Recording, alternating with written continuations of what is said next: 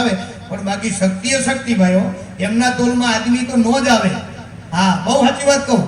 એનું કારણ તમને કહું, જો આદમીના બધાય કપડા બહેનોએ પડાવી લીધા કે નહીં? બોલો, કોઈ બોલીએ કેવું? બેનો હાથું કહેજો. આદમીના સેન્ડલ બહેનો પહેરે, બોલો પહેરે કે નહીં?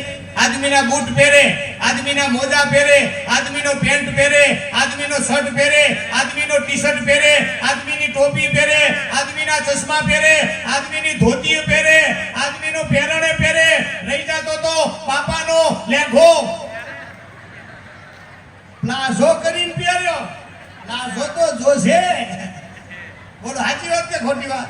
પ્લાઝો લાવી દઉં, પ્લાઝો આપો, નહીં તો મગજમારી થાય.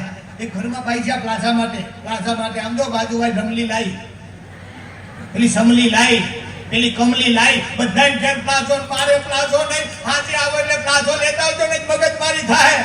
ઘરવાળો કે શાંતિ રાખ, 1 તારીખે પગાર થાય, 2 તારીખે પ્લાઝો લાવીશ, 3 તારીખે પહેરજે. નહીં નહીં ને નહીં, 1, 2, 3 ની વાત નહીં, પ્લાઝો આજે જોશે. હાજે આવો એટલે પ્લાઝો લાવજો, નહીં તો મગજમારી થાય.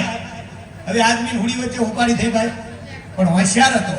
એને શું કર્યું? નોકરી જાતા પહેલા બધા પરિવારની નજર ચુકાવી એક કબાટ ખોલી પપ્પાનો લેઘો કાઢ્યો.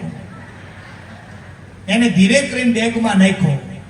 રંગારા જોડે જઈને હવારના પોરમાં આપ્યો, કાને પીળા કલરનો રંગો ઇસ્ત્રી કરીને હાજે તૈયાર રાખજો. ઓકે, હાજે તૈયાર, એકદમ સ્ટીકર મારી પેક કરીને હાજે આવ્યો. લે પ્લાઝો.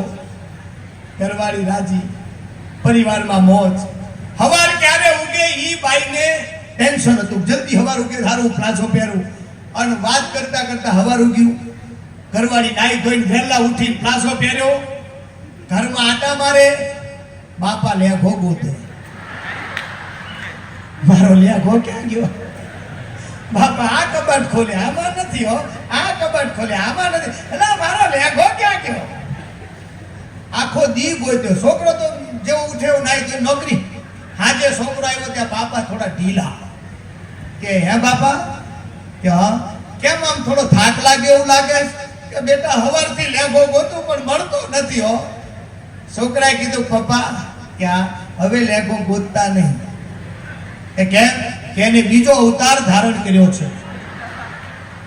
એ લેઘામાંથી હવે પ્લાઝામાં પરિવર્તિત થઈ ગયો છે.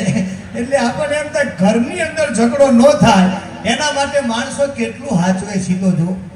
પણ પરિવારની અંદર જે